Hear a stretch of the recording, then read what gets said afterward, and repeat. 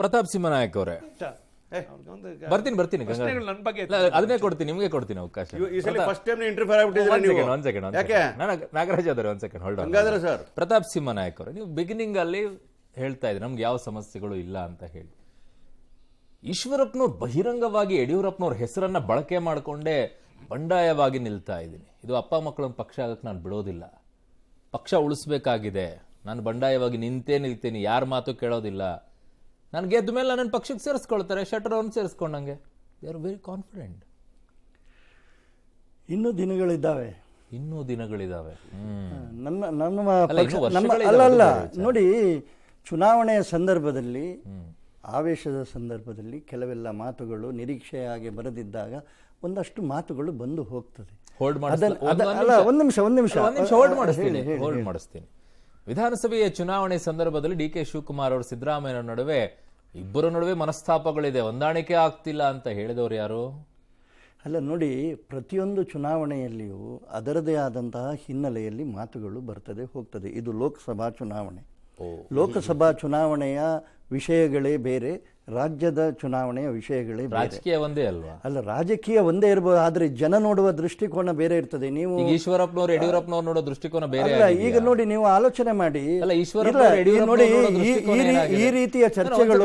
ಪ್ರತಾಪ್ ಸಿಂಹ, ಒಂದ್ ನಿಮಿಷ. ಪ್ರತಾಪ್ ಸಿಂಹ ಅವರೇ, ಯಡಿಯೂರಪ್ಪನವರ ಈಶ್ವರಪ್ಪನವರು ಯಡಿಯೂರಪ್ಪನವರು ನೋಡೋ ದೃಷ್ಟಿಕೋನ ಏನ ಚೇಂಜಸ್ ಆಗಿದೆ ನೋಡಿ. ಜಗದೀಶ್ ಶೆಟ್ಟರ್ ಅವರು ಯಡಿಯೂರಪ್ಪನವರು ದೃಷ್ಟಿಕೋನ ಚೇಂಜ್ ಆಗಿದೆ. ಲಕ್ಷ್ಮಣ ಸವದಿ ಅವರು ಯಡಿಯೂರಪ್ಪನವರು ನೋಡಿದಂತ ದೃಷ್ಟಿಕೋನ ಏನಾಗಿತ್ತು ನೋಡಿ.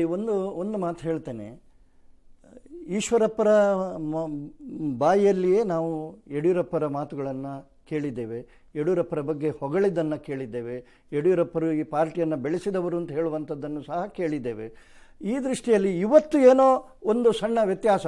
ಈಶ್ವರಪ್ಪರು ನಮ್ಮ ದೊಡ್ಡ ನಾಯಕರೇ, ಮುಂದಿನ ದಿನಗಳಲ್ಲಿ ಇದು ಸರಿಯಾಗ್ತದೆ. ನಮ್ಮ ಪಾರ್ಟಿಯಲ್ಲಿ ಆ ರೀತಿಯಲ್ಲಿ ಮಾತನಾಡಿ ಸರಿ ಮಾಡುವ ಒಂದು ಮೆಕ್ಯಾನಿಸಮ್ ವ್ಯವಸ್ಥೆ ಇದೆ, ಅದು ಆಗ್ತದೆ ಅಂತ ಹೇಳುವ ವಿಶ್ವಾಸ ನಮ್ಮದು. ಹೊಗಳಿದವರು ತೆಗಳಕ್ ಶುರು ಮಾಡಿದಂತ ಸಂದರ್ಭದಲ್ಲಿ ಅಲ್ಲಿ ಏನೋ ಆಗ್ತಾ ಇದೆನೋ ಅಂತ ವಾಸನೆ ಗೊತ್ತಾಗಲ್ವೇ? ಅಲ್ಲ ನೋಡಿ, ಅದಕ್ಕೆ ಹೇಳಿದೆ ನಾನು, ಯಾವುದೋ ಒಂದು ಆವೇಶದಲ್ಲಿ ಒಂದು ಮಾತುಗಳು ಬಂದು ಹೋಗಿರ್ತದೆ, ಅದನ್ನೇ ಹಿಡ್ಕೊಂಡು ರಾಷ್ಟ್ರೀಯ ದೃಷ್ಟಿಕೋನವನ್ನ, ದೇಶದ ಹಿತವನ್ನ ಅಥವಾ ಪಕ್ಷದ ಹಿತವನ್ನ ಮನಸ್ಸಿನಲ್ಲಿ ಇಟ್ಟುಕೊಂಡು ನಾವು ಕೂತು ಮಾತನಾಡಿ ಅದನ್ನು ಸರಿ ಮಾಡ್ತೇವೆ. ಎಷ್ಟಂತ ಸಹಿಸ್ಕೊಳ್ಬೇಕು? ಅವ್ರು ಕೇಳೋದಿಷ್ಟೇ. ಈಶ್ವರಪ್ಪನವರು, ಯಡಿಯೂರಪ್ಪನವರು ಎರಡೂ ಮಕ್ಕಳಿಗೆ ಒಬ್ಬರು ಶಾಸಕರು, ಒಬ್ಬರು ಮಂತ್ರಿಗಳು, ಸಂಸದರಿದ್ದಾರೆ, ಇಷ್ಟೆಲ್ಲ ಕೊಟ್ಟು ರಾಜ್ಯಾಧ್ಯಕ್ಷರಿದ್ದಾರೆ, ಎಲ್ಲವೂ ಪೊಸಿಷನ್ ಅವ್ರಿಗಿದೆ. ನನ್ನ ಮಗನಿಗೆ ಬೇಡವಾ ಅಂತ ಕೇಳಿದ ತಪ್ಪೇನಿದೆ ಅಂತ ನಾನು ಕೇಳಲ್ಲ. ನಾನು ಅವರು ಕೇಳೋದ್ರಲ್ಲಿ ತಪ್ಪಿದೆ ತಪ್ಪಿಲ್ಲ ಅಂತ ಹೇಳಿ ಹೇಳೋದಕ್ಕೆ ಕೂತಿಲ್ಲ ನಾನು.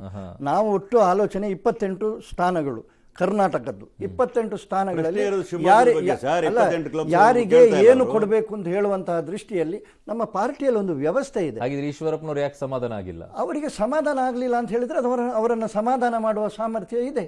ಯಡಿಯೂರಪ್ಪ ಅವರು ಹೇಳ್ತಾ ಇದ್ದಾರೆ, ನಾನು ಎಷ್ಟು ಮಾತಾಡಬೇಕು ಮಾತಾಡಿದ್ದೀನಿ ಅಂತ ಹೇಳಿ. ಅಲ್ಲ, ಬರೀ ಯಡಿಯೂರಪ್ಪರು ಮಾತಾಡಿದ್ದಾರೆ, ಅದರ ಜೊತೆಗೆ ಇನ್ನು ಮೇಲಿನವರು ಇದ್ದಾರಲ್ಲ, ಕೇಳೋ ಮಾತಲ್ಲ ಇಲ್ಲ ಅಂತಾರೆ ಈಶ್ವರಪ್ಪನವರು. ಅಲ್ಲ, ಅದು ಅವರು ಹೇಳಿದ್ದಾರೆ.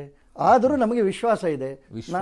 ಖಂಡಿತವಾಗಿಯೂ ಈ ಏನೆಲ್ಲ ಈಗ ಮಾತುಗಳಿದ್ದಾವೆ, ಆ ಮಾತುಗಳಿಗೆ ಉತ್ತರವನ್ನ ಕಂಡುಕೊಳ್ಳುವ ಸಾಮರ್ಥ್ಯ ನಮ್ಮ ಭಾರತೀಯ ಜನತಾ ಪಾರ್ಟಿಗೆ ಈಗಲಾದ್ರೂ ಹೇಳ್ತೀರಾ ಸಮಸ್ಯೆ ಇದೆ ಅಂತ ಹೇಳಿ? ಅಲ್ಲ, ನಾನು ಸಮಸ್ಯೆ ಅಂತ ಹೇಳಿ ಅದನ್ನು ಹೇಳೋದಿಲ್ಲ. ಅವರ ಅಭಿಪ್ರಾಯಗಳನ್ನು ಅವರು ವ್ಯಕ್ತಪಡಿಸಿದ್ದಾರೆ. ಅಭಿಪ್ರಾಯ, ಓಕೆ. ಈ ಶಬ್ದಗಳನ್ನ ನಾನು ಯಾವಾಗಿದ್ರೂ ಇಟ್ಕೊಳ್ತೀನಿ, ಅಭಿಪ್ರಾಯ ಅನ್ನುವಂತ ವಿಚಾರ. ಎಸ್, ಗಂಗಾಧರ ಮೂರ್ತಿ ಅವರೇ, ಒಂದಾದ್ಮೇಲೆ ಒಂದು ಬಾಣಗಳನ್ನ ಬೀಸ್ತಾ ಇದ್ರು ನಾಗರಾಜ್ ಯಾದವ್ ಅವರು JDS ಮೇಲೆ. ಪಾಪ ನಾಗರಾಜ್ ಯಾದವ್ ಅವ್ರಿಗೆ ಏನಾಗಿದೆ, ಕಾಂಗ್ರೆಸ್ ನಾಯಕರಿಗೆ ವಕ್ತಾರರಿಗೆ ತಮ್ಮ ತಟ್ಟೆಯಲ್ಲಿ ಹೆಗಣ ಬಿದ್ದಿದೆ, JDS ಅವ್ರ ತಟ್ಟೆಯಲ್ಲಿ ನೊಣ ಹುಡುಕ್ತಾರೆ. ಕುಟುಂಬದ ರಾಜಕಾರಣದ ಬಗ್ಗೆ ಅದ್ಭುತವಾಗಿ ವ್ಯಾಖ್ಯಾನ ಮಾಡಿದ್ರು. ಒಂದೇ ತಟ್ಟೆಯಲ್ಲಿ ಊಟ ಮಾಡಿದವರಲ್ಲ ನೀವು? ಅಲ್ಲ, ಅದಕ್ಕಿಂತ ಮುಂಚೆ ಅವರು ಈ ದೇಶಕ್ಕೆ ಕುಟುಂಬದ ರಾಜಕಾರಣ ತೋರಿಸ್ಕೊಟ್ಟಂತ ಒಂದೇ ಒಂದು ಪಕ್ಷ ಯಾವ್ದಾನ ಇದ್ರೆ ಅದು ಕಾಂಗ್ರೆಸ್. ಹಳೆಯ ಕಾಲದಲ್ಲಿ ಒಂದು ಕಾಂಗ್ರೆಸ್ ಗಿಡ ಅಂತ ಒಂದು ಬೆಳೀತಾ ಇತ್ತು, ಎಲ್ಲಂದ್ರಲ್ಲೇ ಬೆಳೆಯೋದು. ಒಂದು ಸಣ್ಣ ಬೀಜ ಕೆಳಗೆ ಬಿದ್ದರೆ 10 ಉಟ್ಕೊಳ್ಳೋದು. ನೆಹರೂರು ಈ ದೇಶಕ್ಕೆ ಪ್ರಥಮ ಪ್ರಧಾನಮಂತ್ರಿ, ಮೊದಲು ಕಲಿಸ್ಕೊಟ್ಟಿದ್ದೆ ಕುಟುಂಬದ ರಾಜಕಾರಣ ಮತ್ತೆ ಹೈಕಮಾಂಡ್ ರಾಜಕಾರಣ. ಬೇಡ, ಅಲ್ಲಿಂದ ಮುಂದಕ್ಕೆ ಬಂದ್ಬಿಡೋಣ. ಇವತ್ತಿನ ಚುನಾವಣಾ ಪಟ್ಟಿ ನೋಡ್ತಾ ಹೋಗೋಣ. ಈಗ ಸಂಭಾವ್ಯ ಪಟ್ಟಿ ಅಂತ ಇದೆ. ಮೊದಲನೇ 7 ಜನದಲ್ಲಿ ಮೊನ್ನೆ PCC ಪ್ರೆಸಿಡೆಂಟ್ ಅವ್ರ ತಮ್ಮ DK ಸುರೇಶ್ ಯಾವ ಇದರಿಂದ ಫಾರಿನ್ನಿಂದ ಕರ್ಕೊಂಬಂದಿದ್ರಾ? ನಿಷ್ಠಾವಂತ ಕಾರ್ಯಕರ್ತ, ಕಾಂಗ್ರೆಸ್ ಬಾವುಟ ಹಿಡಿದವರ DK ಸುರೇಶ್, DK ಶಿವಕುಮಾರ್ ಅವ್ರ ತಮ್ಮ. ಅವರ ಕುಟುಂಬದಲ್ಲೇ ಡಿ ಕೆ ಸುರೇಶ್, ಕೊಡ್ತೀನಿ. ಅವರ ಕೋಬ್ರದರ್ ರಂಗನಾಥ್ MLA, ಇನ್ನೊಬ್ಬ ಸಹೋದರ ಸಂಬಂಧಿ ರವಿ MLC ಒಂದೇ ಜಿಲ್ಲೆಯಲ್ಲೇ ಇದ್ದಾರೆ, ಒಂದೇ ತಾಲೂಕಲ್ಲಿ, ಅದೂ ಕನಕಪುರ ಬೆಂಗಳೂರು ಗ್ರಾಮಾಂತರದಲ್ಲೇ ಇದ್ದಾರೆ. ಬಿಟ್ಬಿಡಿ ಹೋಗ್ಲಿ, ಈ ಲಿಸ್ಟ್ ನೋಡ್ತಾ ಹೋಗಿ. ಲಕ್ಷ್ಮೀ ಹೆಬ್ಬಾಳ್ಕರ್ ಅವ್ರ ಮಗ, ಶಿವಾನಂದ್ ಪಾಟೀಲ್ ಮಗಳು, SS ಮಲ್ಲಿಕಾರ್ಜುನ್ ಅವರ ಹೆಂಡತಿ, ಶಾಮನೂರ್ ಶಿವಶಂಕರಪ್ಪನವರ ಸೊಸೆ, ಮಲ್ಲಿಕಾರ್ಜುನ್ ಅವ್ರ ಖರ್ಗೆ ಅವರ ಅಳಿಯ, ಪ್ರಿಯಾಂಕ್ ಖರ್ಗೆ ಅವರ ಭಾವ. ಎಷ್ಟು ಹೇಳ್ತಾ ಹೋಗ್ಲಿ, ಇನ್ನೂ ಬಂದಿಲ್ಲ, ಅದು ಇನ್ನೂ ಬಂದಿಲ್ಲ. ಅಳಿಯ, ಮಗಳು, ಸೊಸೆ, ಮೊಮ್ಮಗಳು ಎಲ್ಲ ಬಂದೋಗಿದೆ ಸ್ವಾಮಿ. ಇವರು ಕುಟುಂಬದ ರಾಜಕಾರಣದ ಬಗ್ಗೆ ಅದ್ಭುತವಾಗಿ ಮಾತಾಡ್ತಾ ಕೂತವ್ರೆ ನಾಗರಾಜ್ ಯಾದವ್ ಇಲ್ಲಿ. ಅದಕ್ಕೆ ಹೇಳೋದು, ಫಸ್ಟ್ ತಮ್ಮ ತಟ್ಟೆಲಿ ಇರೋದು ನೋಡ್ಕೊಳ್ಳಿ. ಬೇರೆ ಒಂದೇ ನಿಮಿಷ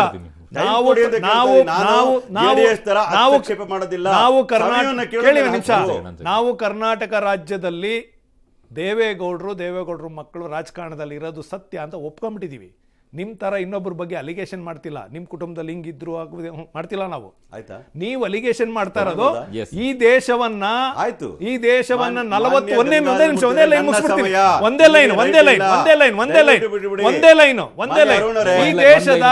ಈ ದೇಶಕ್ಕೆ 40 ವರ್ಷಗಳ ಕುಟುಂಬದ ರಾಜಕಾರಣವನ್ನ ಕೊಟ್ಟಂತ ಯಾವ್ದಾನ ಪಾರ್ಟಿ ಇದ್ರೆ ಅದು ಕಾಂಗ್ರೆಸ್ ಪಾರ್ಟಿ. ಅಲ್ಲಿಂದಲೇ ಸ್ಟಾರ್ಟ್ ಮಾಡ್ತೀವಿ. ಈ ದೇಶಕ್ಕೆ 40 ವರ್ಷ ಕುಟುಂಬ ಮಾಡಿದ ತ್ಯಾಗ ಬಲಿದಾನಗಳನ್ನ ಯಾವ ಪಕ್ಷನ ಸರಿ ಕಟ್ಟಲಿಕ್ಕೆ ಸಾಧ್ಯವೇ ಇಲ್ಲ. ಅದರಲ್ಲಿ JDS ಅಂತ ಲೆಕ್ಕಕ್ಕೆ ಇಲ್ಲದ ವಿಚಾರ ಹೇಳ್ತೀನಿ. ಈ ದೇಶಕ್ಕೋಸ್ಕರ ಯಾರು ತ್ಯಾಗ ಮಾಡಿದವರಿಲ್ಲ. It is only Congress, it only Gandhi family ಅಂತ ಹೇಳ್ತಾ ಇದ್ದೀನಿ. ಹಾಗಾಗಿ ಹೆಮ್ಮೆಯಿಂದ ಹೇಳ್ತೀನಿ, ದೇಶಕ್ಕೋಸ್ಕರ ಫ್ಯಾಮಿಲಿ ಅಂತ ಹೇಳ್ತಾ ಇದ್ದೀವಿ. ಅದನ್ನ ಅಲ್ಲಿಗೆ ಬಿಡೋಣ. ವಿಚಾರ ಬಂದಿರ್ತಕ್ಕ 28 ಸೀಟಲ್ಲಿ ನೀವು ಮಾತಾಡ್ತಕ್ಕಂಥ ವಿಚಾರದಲ್ಲಿ ನಾನು ಮಾತಾಡಲಿಲ್ಲ. ಕುಟುಂಬ ರಾಜಕಾರಣ ಟಿಕೆಟ್ ಕೊಡಬೇಡಿ ಅಂತ ನಾನು ಹೇಳಿಲ್ಲ. ಮಾನ್ಯ ನರೇಂದ್ರ ಮೋದಿ ಸಾಹೇಬರು, ಮಾನ್ಯ ಗೃಹ ಸಚಿವರು, ದೇಶದ ಗೃಹ ಸಚಿವರು ಯಡಿಯೂರಪ್ಪ ಎಲ್ಲರೂ ಮಾತಾಡಿದೆ. ಏನು ರಾಹುಲ್ ಗಾಂಧಿ ಅವರ ಕುಟುಂಬದ ರಾಜಕಾರಣ, ಡೈನಾಸ್ಟಿಕ್ ಪಾಲಿಟಿಕ್ ಬಗ್ಗೆ ಯಾರ ಜೊತೆಲಿ ಅಲೈನ್ಸ್ ಮಾಡಿದಾರೆ ಅಂತ ನಾನು ಬಿಜೆಪಿನ ಕ್ವಶನ್ ಮಾಡಿದೆ. ಇವ್ರು ಯಾಕೆ ಮೈ ಪರ್ಚಿಕೊಳ್ತಾ ಇದ್ದಾರೆ? ಒಂದ್ ನಿಮಿಷ ಕೊಡೋ 3 ಸೀಟಲ್ಲಿ ಬರ್ತೀನಿ, ವ್ಯಾಖ್ಯಾನ ಕೊಡ್ತೀನಿ. ನಾನೇನ್ ಹೇಳ್ತಾ ಇದ್ದೀನಿ ಅಂದ್ರೆ, ಬಿಜೆಪಿಯ ಮೂಲ ಪ್ರಶ್ನೆ ನಮ್ಗಿರ್ತಕ್ಕಂಥದ್ದು ಬಿಜೆಪಿ ಪ್ರಶ್ನೆ ಮಾಡಿದ್ರೆ ಆನ್ಸರ್ ಮಾಡ್ತೀರಾ? ನಮ್ಮ ಪ್ರಶ್ನೆ ಎತ್ತಿರೋದಕ್ಕೆ ನಾನು ಆನ್ಸರ್ ಮಾಡಿದ್ದು. ಸೇರ್ಕೊಂಡಿರೋ ನಮ್ಮ ಹೆಸರು ಎತ್ತಿದ್ದಕ್ಕೆ ಆನ್ಸರ್ ಮಾಡಿದ್ದು, ನಮ್ಮ ಹೆಸರು ಎತ್ತಿದ್ದಕ್ಕೆ ಮಾತಾಡಿದ್ದು. ನಮ್ಮ ಹೆಸರು ಅಂತ ಅನ್ಬೇಡ. ಈಗ ನಾನು ಬಿಜೆಪಿ ಮಾತಾಡು, ಅವ್ರು ಆನ್ಸರ್ ಕೊಡ್ತಾರೆ. ಚೇಂಜ್ ಆಗಿದೆ. ಹಿಂಗಾಡ್ತಾ ಇದ್ದಾರೆ.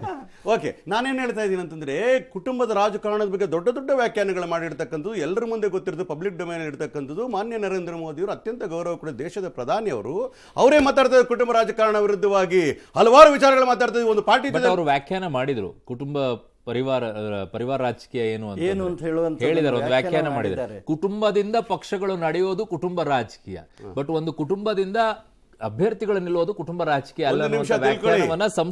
ತಿಳ್ಕೊಳ್ಳಿ, ಸೋನಿಯಾ ಗಾಂಧಿ ಇರಲಿ, ರಾಹುಲ್ ಗಾಂಧಿ ಅವರು ಇರಲಿ, ಅವ್ರು ಯಾರು ಕೂಡ ಯಾರೋ ಬ್ಯಾಕ್ ಡೋರ್ ಇಂದ ಬಂದು ಕುಟುಂಬ ರಾಜಕಾರಣ ಮಾಡಿದವರಲ್ಲ. ಅರ್ಥ ಆಯ್ತೇನು? ಜನಗಳಿಂದ ಆಯ್ಕೆ ಆಗಿರ್ತಕ್ಕಂಥವ್ರು. ಒಂದ್ ನಿಮಿಷ ಕೇಳ್ಕೊಳ್ಳಿ, ನಾವು ಅವ್ರು ನಿಂತ್ಕೋಬಾರ್ದು ಅಂತ ನಾನು ಹೊಟ್ಟೆ ಊರಿಂದ ಹೇಳ್ತಾ ಇರಲಿಲ್ಲ.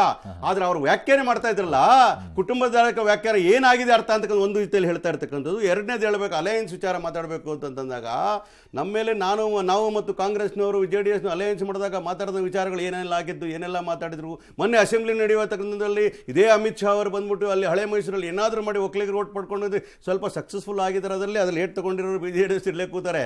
ಈಗ ಎದುರ್ಬಿಟ್ಟವರು ಇನ್ನೆಲ್ಲ ಸಪರೇಟ್ ಆಗೋದ್ರೆ ಕಾಂಗ್ರೆಸ್ ಬಿಜೆಪಿ ಒಂದೊಂದು ನಿಂತುಬಿಟ್ರೆ ಎಲ್ಲ ಮಕ್ಕಳೇ ಮಲಗಿಸ್ಬಿಡ್ತಾರೆ ಅಂತ ಹೇಳಿ ಅದು ಬಂದಿರತಕ್ಕಂಥ ಲಾಸ್ಟ್ 9% ಬಂದಿತ್ತಲ್ಲ, ಅದೆಲ್ಲ 3% ಹೋಗ್ಬಿಟ್ಟು ಭಯ ಬಿದ್ದು ಓಡೋಗಿ ವೆಂಟಿಲೇಟರ್ ಹಾಕೊಂಡ್ಬಿಟ್ರೆ ಬಿಜೆಪಿ ವೆಂಟಿಲೇಟರ್ ಹಾಕೊಂಡು 2 ಸೀಟ್ಗೆ ಅದನ್ನ ಮನೆಯಲ್ಲೇ ಕೊಟ್ಕೊಳ್ತಕ್ಕಂಥ ಸೀಟ್ಗೆ ಯಾವ ನ್ಯಾಯ ರೀ ಇದು?